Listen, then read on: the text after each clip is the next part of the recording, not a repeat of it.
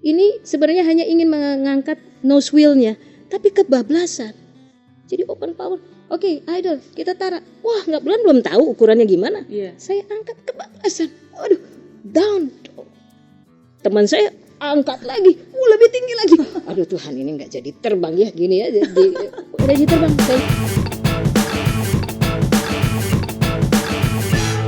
Eits, tunggu dulu. Sebelum nonton video lengkapnya, jangan lupa untuk subscribe ya dan klik link di bawah ini. Jangan lupa juga untuk klik tombol loncengnya.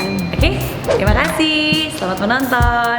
Sebagai seorang yang beriman, kita pasti selalu menyertakan Tuhan dalam keseharian kita, dalam pekerjaan kita. Pastinya juga merupakan salah satu ritual sebelum Kapten Esther terbang. Saya pernah membaca sebuah artikel Kapten Esther bukan hanya berdoa ya, tapi bernyanyi, memuji. Lagu apa nih yang biasanya sering dinyanyikan atau doa seperti apa yang biasanya Saya ingat pada saat saya terbang perdana, karena sudah tidak ada yang bisa menolong saya dan saya minta orang tua saya, masih ada orang tua saya pergi ke Jakarta, jangan di Bandung. Kalau ada apa-apa nanti terlalu berat. Memang kita semua 4 orang itu pada tingkat stress level yang tinggi. Saya sudah pulang, saya bilang oke, guys, pulang jam 7 kita istirahat, jam 10 saya tidur. Tapi jam 2 pagi saya dengar suara kayak Esther bangun, lakukan sequence ini. Jadi saya melakukan tes sequence di jam 2 pagi 30 menit. Dari jalan ke pesawat, start engine, sampai taxi, take off, sampai melakukan manuver tes untuk pertama kali, kira-kira 30 menit sampai landing dan sampai shutdown engine. Pagi hari, 2:30. Terus saya tidur kembali, 4:30 saya bangun, saya bilang Tuhan saya sudah cukup, saya menyanyikan pujian, saya mandi, terus pergi ke hanggar. Dan di situ jam 7 sudah berkumpul pendeta saya dan adik angkat saya semua berdoa di pinggir landasan. If that's the last part, ya sudah. Tapi saya dengan iman karena saya dibangunkan Tuhan pagi harinya, saya berjalan ke pesawat. And I sing one song. Segala pujian dan kemuliaan hanyalah bagimu, hanyalah untukmu. Segala pujian dan kemuliaan kini ku persembahkan di hadapanmu, Tuhan. And I walk on my aircraft, pasang my helmet, grab my parachute, dan di situ ada orang-orang pinggir, mungkin ada 1,000-2,000 orang, semua karyawan. Saya hanya duduk dan fokus pesawat, saya and God, nothing else. Kira-kira 15 menit sebelum lepas landas, this is the time.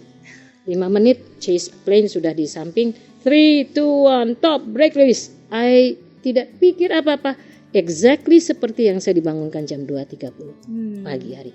I do my thing, saya bilang Tuhan terima kasih, naik pesawat, melakukan uji coba, oh pesawat bisa terbang, oke puji Tuhan.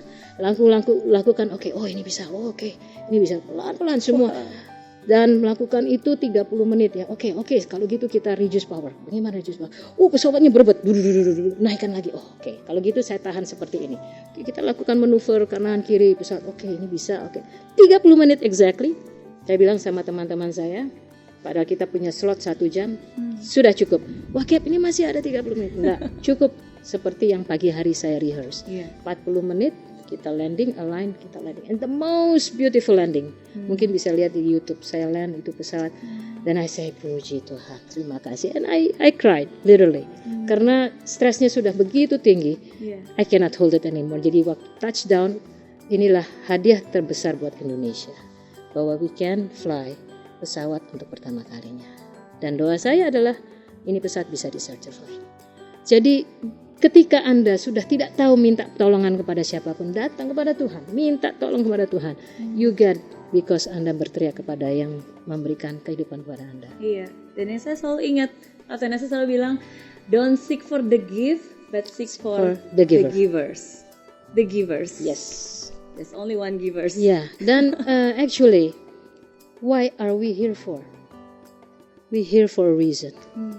We here to be a blessing to others and say, hey, you can be this. Ya, dan kita perlu menjadi berkat bagi banyak orang. Iya. Dan be a problem solver. Iya. How It's even not small. easy to be done, apalagi berada di tingkat stress level seperti itu, di mana ini bukan hanya pekerjaan, ini nyawa yang dipertaruhkan. Saya bersyukur Tuhan kasih 3 kru lainnya yang manut sama, yang ikut dalam. Saya tidak terbang sendiri, ada 3 kru lainnya. Tapi ketika saya mengatakan di situ sudah banyak direksi dan sebagainya, menanti kapan Kapten Esther mengatakan ya terbang perdananya pada hari ini.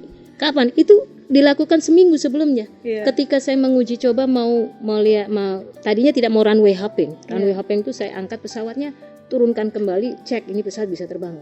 Ini sebenarnya hanya ingin mengangkat nose wheel-nya, tapi kebablasan. Jadi open power.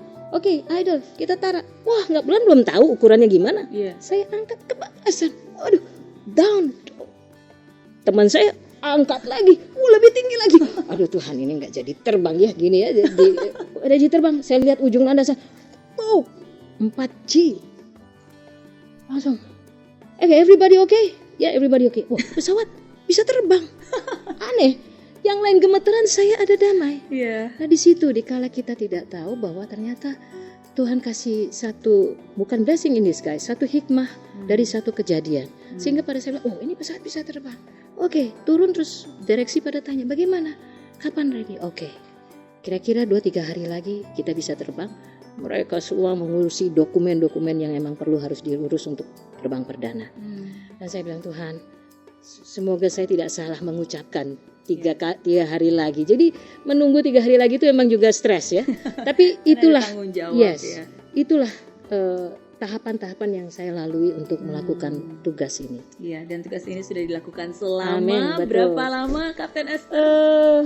Sebagai test pilot saya mulai tahun 35 tahun yang lalu. Baru 35 Baru tahun. 35 itu, tahun. Kapten Esther. Selalu baru 35 Selalu tahun. baru karena setiap hari selalu baru. Iya. Berkatnya selalu Nggak pernah merasa, oke, I think that's enough, atau kayaknya sudah cukup gitu. Karena there is a spirit of fire yang selalu mengatakan, hey, there is another day, another blessing, another day, another blessing. Selama Tuhan masih memberikan kesempatan itu, kita lakukan tugas kita dengan baik, dengan penuh rasa tanggung jawab, dan kita tahu we are here for a reason, like you are here for a reason. Whatever that reason is, you find out. Iya. Because then you are the one who's responsible to Him who gives you life. Betul. Dan That's hadiah always matter. that's very true, because I really think the biggest gift, hadiah terbaik yang kita bisa berikan kepada Tuhan yang sudah memberikan kita segalanya adalah ya dengan memaksimalkan talenta yang Tuhan kasih ke kita, ya untuk kemuliaannya, untuk serving the people around us, and bring them back. It's not easy. It's not easy. Ya, Tapi itulah ya. Jadi saya pikir setiap orang punya cerita. betul. And then we can learn from theirs. And then I know in the back of that story there is something that values that we can take. Tapi intinya juga, once you are there, you need to be impacted others.